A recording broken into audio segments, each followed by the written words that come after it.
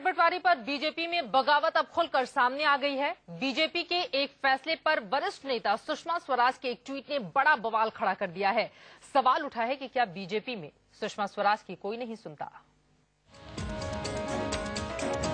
सुषमा स्वराज के कड़े विरोध के बावजूद बीएसआर कांग्रेस के अध्यक्ष बी श्रीराम मुलू शुक्रवार को बीजेपी में शामिल हो गए। इसके बाद सुषमा स्वराज ने ट्वीट कर अपनी नाराजगी भी जाहिर कर दी।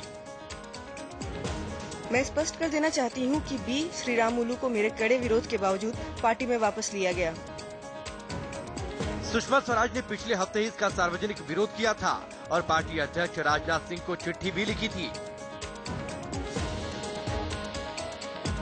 श्री रामुलू जनार्दन रेड्डी के खास माने जाते हैं और दोनों कभी सुषमा स्वराज के करीबी होते थे।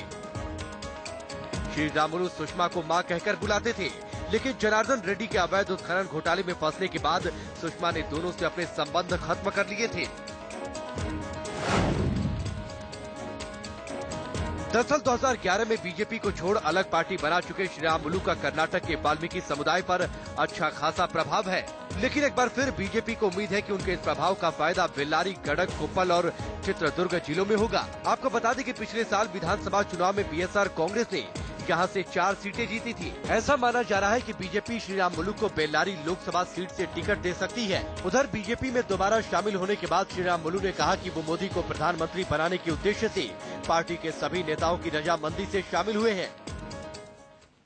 सवाल अभी भी कायम है कि क्या बीजेपी में सुषमा स्वराज की अब कोई नहीं सुनता। इस पर प्रतिक्रिया आई है। मुख्तार अब्बास नकवी ने क्या कुछ कहा है, सुनिए।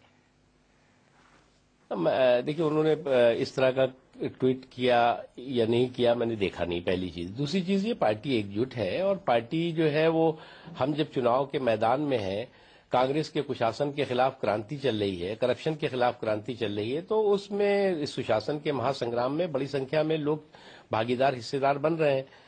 अब उसमें जो है वो कुछ लोगों पर आपत्ति हो सकती है, लेकिन मैं मानता हूं कि पार्टी एकजुट है और पार्टी एकजुट होकर के एक साथ खड़ी होकर के और सुशासन के इस संग्राम पर में विजय पताका फहराएगी।